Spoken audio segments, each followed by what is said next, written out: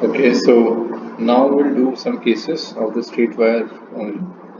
First is some special cases. Let's see. Infinite long wire. What do you mean by infinite long wire? In earlier cases, if you see here, the length of the wire which you are using is defined. Okay, if you see here, the wire which you are using, its length is defined. You can see if you are standing here, top view again. If you're standing here, you can clearly see both ends of the wire. So this is finite. This is the case of finite wire, finite length wires. Okay, and what is this? This is infinite long wire. The length is infinite. That means if you are standing here, then both sides, if you want to see the ends, you will not be able to see. What are the examples? Examples are best are your transmission lines. If you see the transmission lines of electricity, you can only see the length of the wire up till whatever distance you see. The wire or the conductor's length continues. So in such cases, let's suppose this is point P and you are observing this. So both sides, if you see here, you find both angle phi 1 and phi 2 to be very large. Here also angle is very large.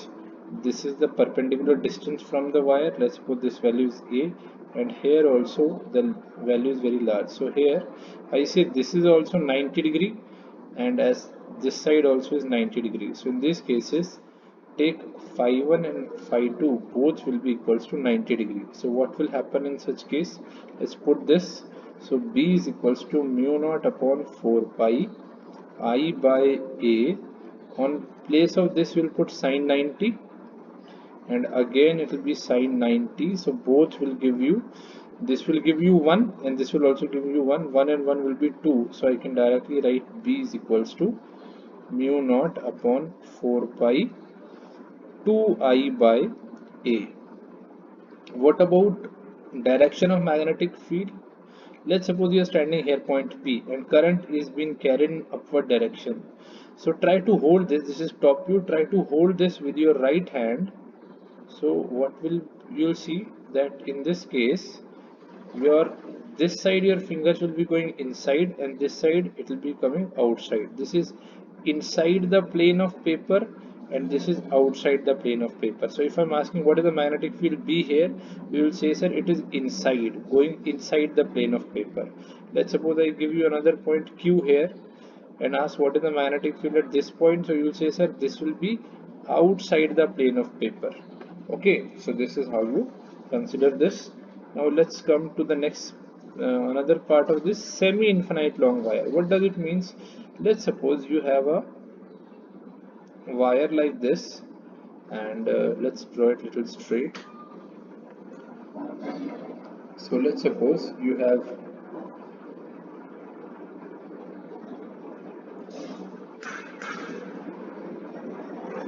so let's suppose the wire is very long from one side. This is a pole. You are standing at point P and this distance is A. Let's suppose this distance is A, and then one side, if you see, there is a very long length of the wire going.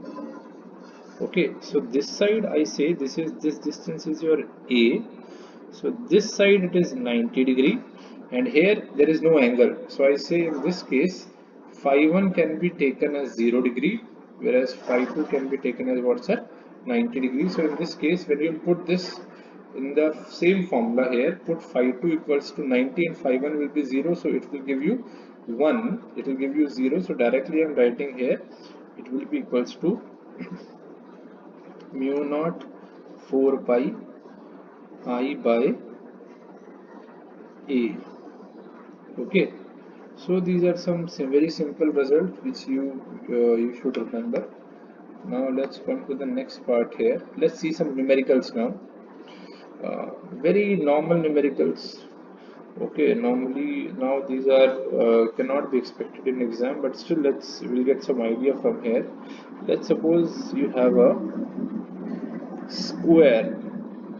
Okay, current is, you have a loop in shape of a square.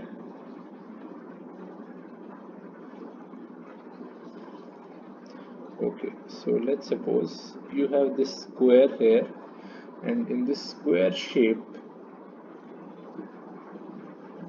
loop, current is rotating something like this, and side of the square is A, and current flowing is I. I'm interested in finding the magnetic field at center at point O. Remember, there is no hard and fast. I can ask you magnetic field at some any other random point also, but this is most common example. That's where we are discussing this. So in this case, how do we approach to this problem? Just see certain things here. Okay, before that, let me tell you some important part from the perspective of numericals, which you should know. Okay, so let's see them quickly once.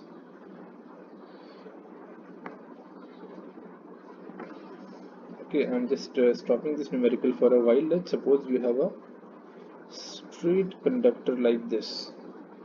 Okay, and this is its axis. Okay, this is its axis. If your point P here, that is okay, that is one thing. But let's suppose your point of interest is along this line. Let's suppose your point P is here or somewhere here, the red markers are showing, and current is moving in this direction. So see, in such cases, let's suppose in earlier also we have seen that if this is the wire current carrying some current, this is point P, then what is your phi? Phi is the direction between angle, is the angle between direction of current and current, or say length vector with respect to r. If I take this point, if I move this point to this location, let's suppose my point is here. If my point of interest is here, then r vector, instead of going here, r vector will also go here. Okay, okay, actually the red and green will align over each other. So from there I'll say that phi becomes equals to 0. So in such case, magnetic field, which is equals to mu naught upon 4 pi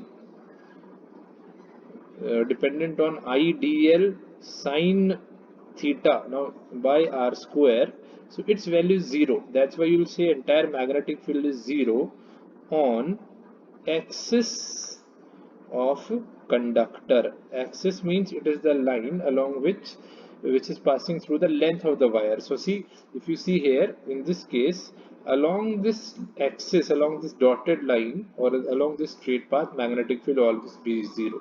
So let's suppose I give you point Q, then what is the magnetic field at Q? I can say magnetic field will be equals to 0. Always remember this. Okay, so this is one point.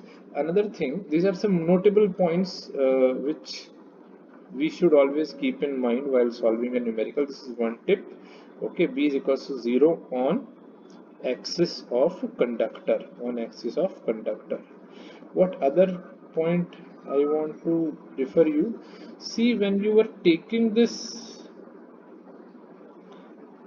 current and we are talking that some magnetic field is there, remember its origin started from the point, from the fact that if with velocity v any charge is moving, we say magnetic field will be produced. So this direction, when current is moving upward, so we are assuming here that all the charges flowing here are positive. All the charges flowing here are positive. From current electricity basic, you may know that actually in the wire electrons moves, free electrons move, but here we are taking conventional direction of current, as per which actually the moving charges inside the conductor are positive in nature.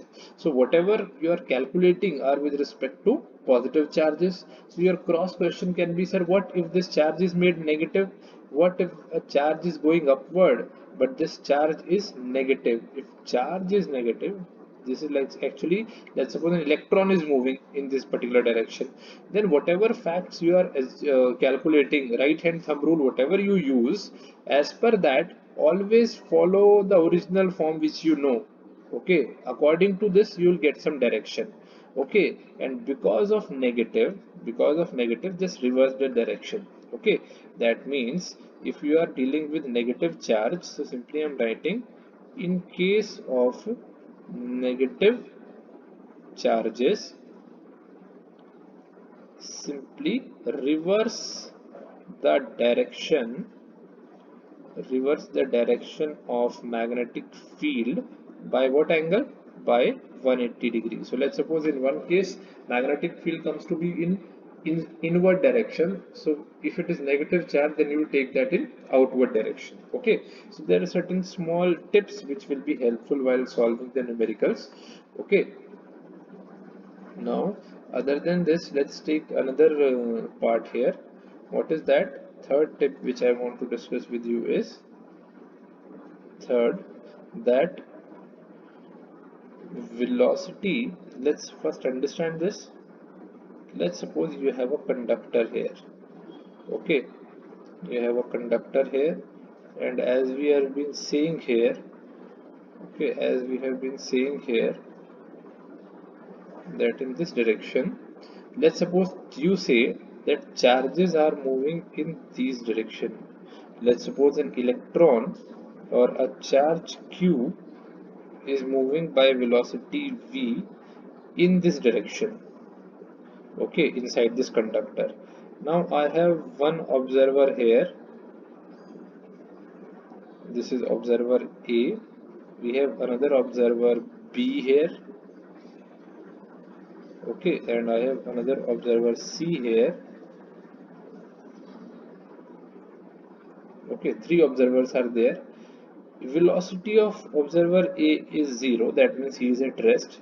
Velocity of observer B is in this direction, moving by velocity v. B is moving in upward direction, okay, and at the same time your C is moving in downward direction. Okay, so with respect to this, when A sees this charge, he find that what is the velocity. You know, velocity is dependent on with respect to observer. So with respect to observer A, which is at rest, velocity will be found as v. So with respect to A, observer, when observer A will see, observer with respect to A, he will use mu naught upon 4 pi q v cross b, v cross r. This will be v cross r by r cube, because I'm using here r vector at the your numerator. So in this case velocity is v. When you will calculate this with respect to observer A, similarly when you will calculate this with respect to observer magnetic field, with, let's suppose you calculate magnetic field with respect to observer B, observer B. So in this case, if you see velocity with respect to observer B, what's it? See, observer B is also moving in this direction and charged particle is also moving in the same direction. So what observer B sees? Observer B sees that it is at rest. Assume that you are sitting in a train. This is person 1, this is person 2. Both are sitting in the same train, both are moving with same velocity. So with respect to B, the velocity of charge Q is 0. So we say that, see, since in this case for observer B, this is the case of observer B here.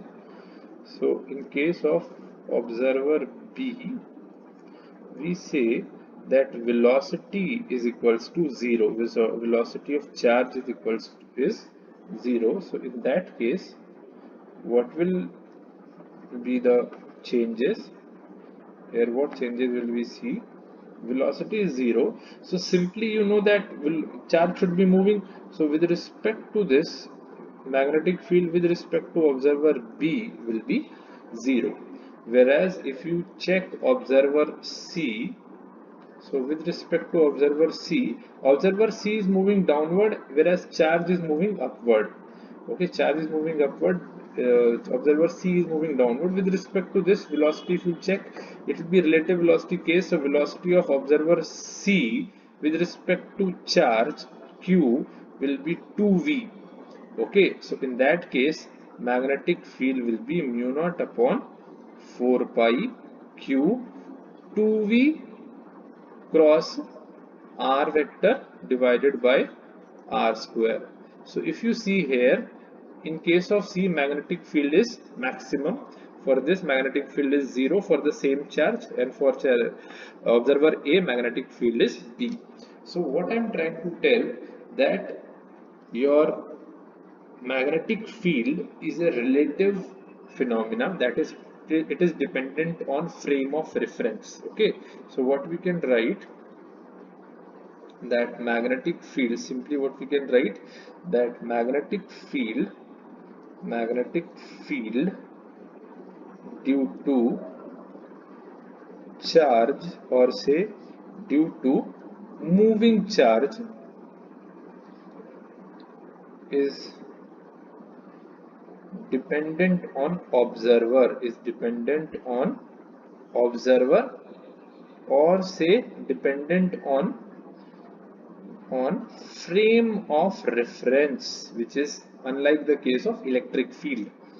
Okay, so there are certain 2-3 points which we, if we'll keep that in mind, then we'll be thorough with the topic and will feel little easy to solve the numericals. Okay, these are not any difficult things to remember, but some notable points, sometimes due to carelessness we skip these points. Okay, so let's now continue with the example which we were discussing with you.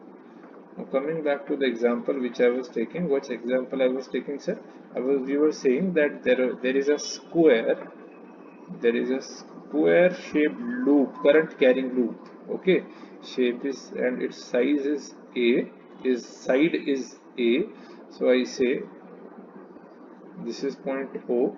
So I am asking magnetic field at center of current carrying loop. What is the current? It is shown in the diagram itself. Current is I. So this is very easy question. Let's suppose this is current is flowing in this all arms in this manner. So always start with the numerical. First tip is see always a conductor from top view. That is first tip. Second tip is that always always divide the numerical into straight sections. Okay, so here how many straight sections do I have? I have, as you see, I have 4 sections here. Okay, 4 straight sections are there. So let's give it some name. So its name is, I am giving it A, B, C and D. So let's suppose for side or for length element AB, let's calculate the magnetic field. So I'm drawing it here for you, AB separately. So if you check AB, this is point P, this is also point O of your interest. And if you see here, what do we see here, sir? In this case, if you see, observe here, then what is happening here? If you see the total angle, in case of square, it is a standard case, it will be 90 degree. And here, this is A by 2. This side is how much, sir? A by 2. If you check this is 45 degree, and this angle will also be 45 degree. Okay, so we can say that in the straight conductor formula, phi 1 and phi 2 both are equals to 45 degree. Okay, which formula to use here? This is, conductor is present